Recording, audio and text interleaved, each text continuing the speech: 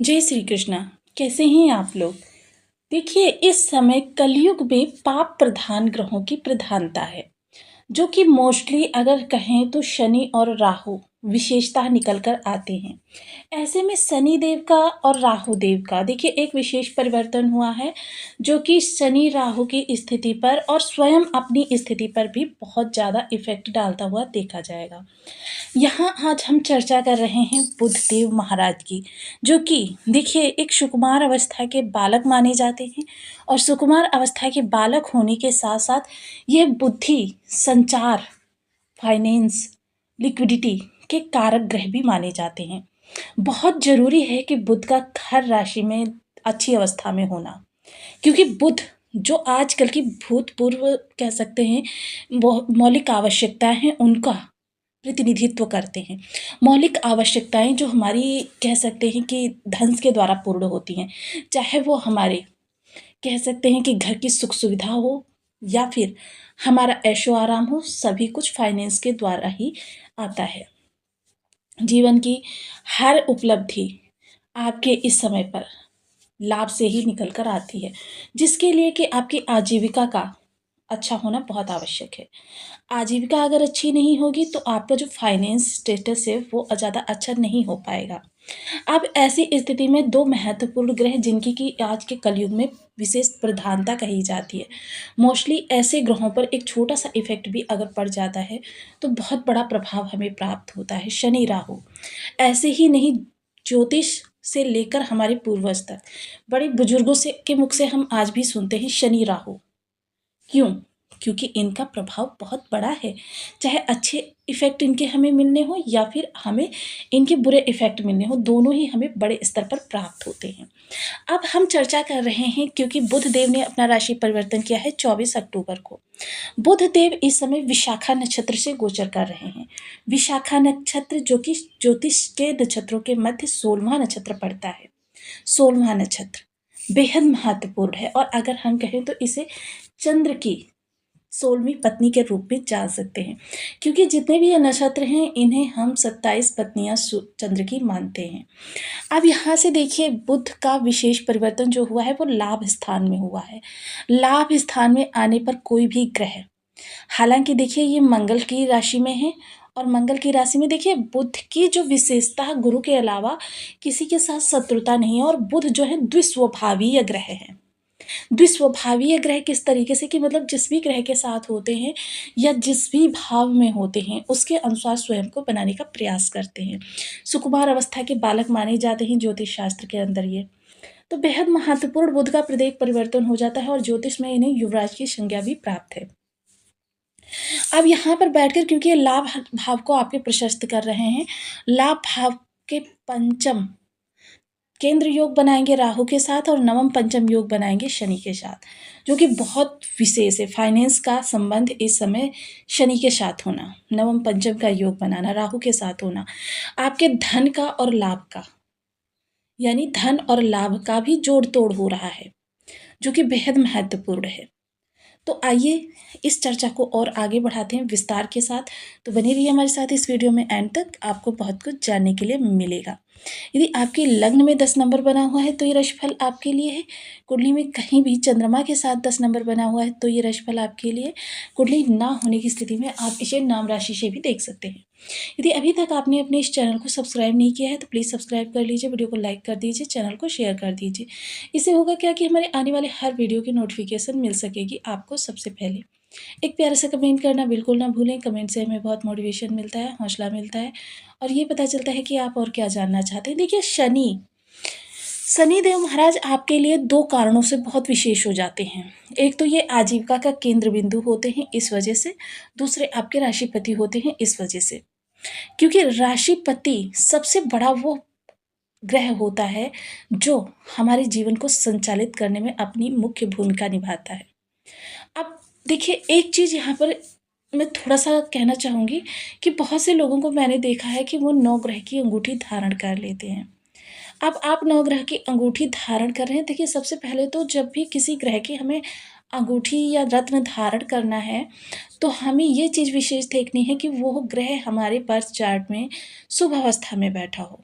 क्योंकि रत्न को हम एक्टिवेट करने के लिए धारण करते हैं, ग्रह को बल देने के लिए धारण करते हैं।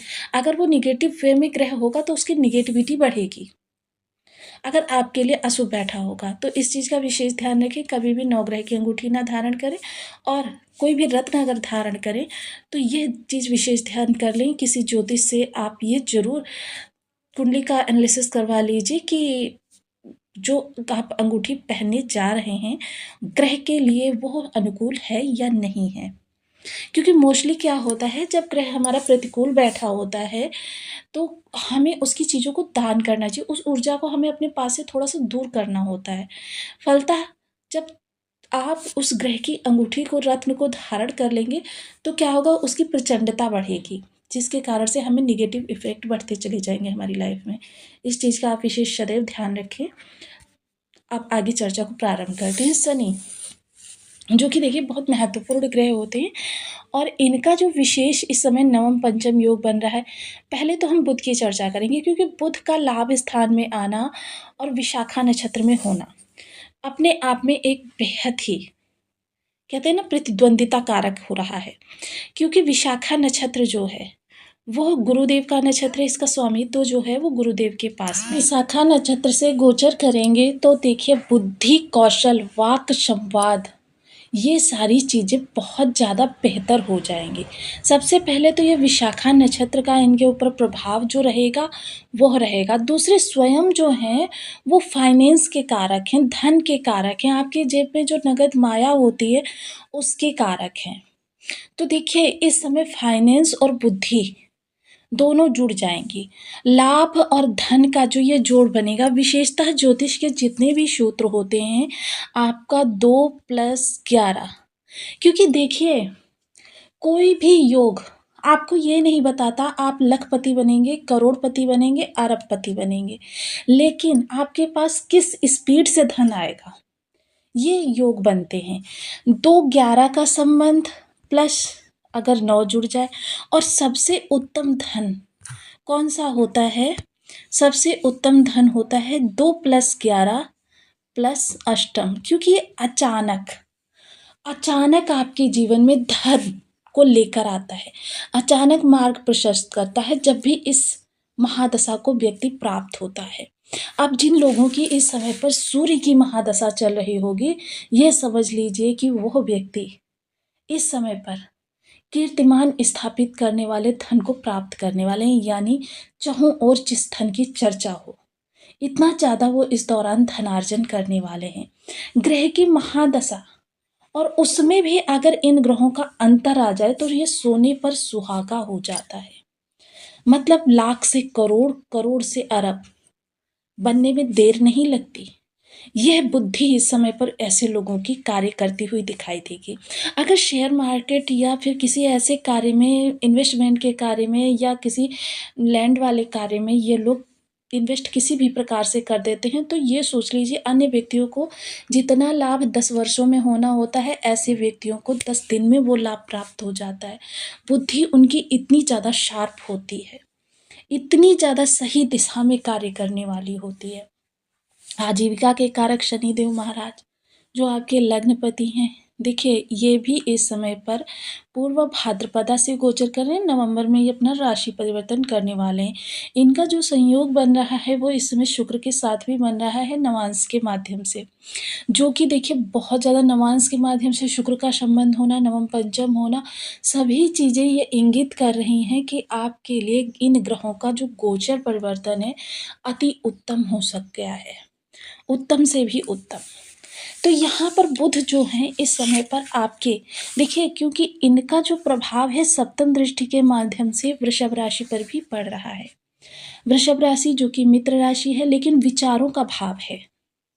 विचार जो आपकी कार्यों को आगे बढ़ाने में गति देते हैं, कार्यों को आगे बढ़ाने में विस्तार देते हैं। बुध बुद्धि के कारक भी कहे जाते हैं और ये विद्यार्थी वर्ग का भी भाव है। ऐसे लोगों का भी भाव है जो शेयर मार्केट से जुड़े हुए हैं, स्टॉक मार्केट से जुड़े हुए हैं। तो जाहिर सी बात है कि ऐसे लोगों के लिए इस समय ज़बरदस्त लाभ निकाल कर लाने वाले हैं, क्योंकि विशाखा नक्षत्र के माध्यम से गुरु की तर्क संगत बुद्धि आपके पास है, जो स्थिति का यथावत चित्रण कर सके। क्योंकि मोस्टली व्यक्ति क्या होता है, किसी भी कार्य में जब हाथ डालता है तो पॉजिटिव पहलू उसकी दृष्टि में पहले रखे जाते हैं, लेकिन जब वो पॉजिटिव और नेगेटिव दोनों को एक साथ लेकर चलता है तब वहाँ पर गलती की संभावनाएं कम होती हैं, और यही बुद्धदेव महाराज का इस समय पर विशेष प्रभाव रहने वाला है। अब यहाँ पर अगर मैं चर्चा करूँ इस समय इनके उपायों की, देखिए उपाय बहुत आवश्यक होते हैं। मोस्टली कभी-कभी क्या होता है, व्यक्ति की कुंडली में योग तो बने होते हैं लेकिन एक्टिवेट नहीं होते। कभी-कभी एक्टिवेट नहीं होते या फिर उनके साथ किसी भी प्रकार की विषमता बनी होती है। मोस्टली आप सपोज़ कीजिए, अगर बुध आपकी राशि में 30 डिग्री के हैं या 2, 3, 5 डिग्री के हैं, तो फिर यह बुध आपके लिए निष्फल ही जाने वाले हैं, बेशक आपके लाभ भाव से ही क्यों ना गोचर कर रहे हों। तो इसके लिए देखिए, ग्रह को बल देना परम आवश्यक है। जब तक आप ग्रह को बल देंगे नहीं तब तक आपको कुछ भी नहीं प्राप्त होने वाला। लेकिन यह जो समय है ये भी काफ़ी लंबा समय हो सकता है। देखिए, जब बीज मंत्रों का जाप करते हैं तो 3 से 6 माह का समय लगता है, और अन्य छोटे-छोटे यदि उपाय किए जाते हैं तो उसके लिए और ज़्यादा समय लगता है। तो बीज मंत्र क्या है? ओम बूम बुद्धाय नमः। माता दुर्गा की आराधना या फिर भगवान गणेश की आराधना बुध को बल प्रदान करती है। बुधवार के दिन गणेश जी को आप दुर्वा समर्पित करें और लड्डू का भोग लगाएं। गणेश अथर्व स्तोत्र का पाठ कर सकते हैं। साथ ही साथ माता दुर्गा के दुम बीज मंत्र का जप जितना ज़्यादा कर सकते हैं उतना ज़्यादा अच्छा है। अतिरिक्त इसके देखिए, क्योंकि फाइनेंस के कारक हैं, आपके जीवन में फाइनेंस को दिखाते हैं, इसके लिए आपको देखिए गणेश अथर्व स्तोत्र के साथ साथ अगर गम बीज मंत्र का जप किया जा सके तो बहुत उत्तम रहेगा। साथ ही साथ आप बुध की होरा में निर्जला व्रत कर सकते हैं, कबूतरों को हरे मूंग खिला सकते हैं, और एक उपाय अवश्य करें, अपनी बहन, बुआ या बेटी को समय समय पर बुधवार के दिन हरे रंग का गिफ्ट जरूर दें।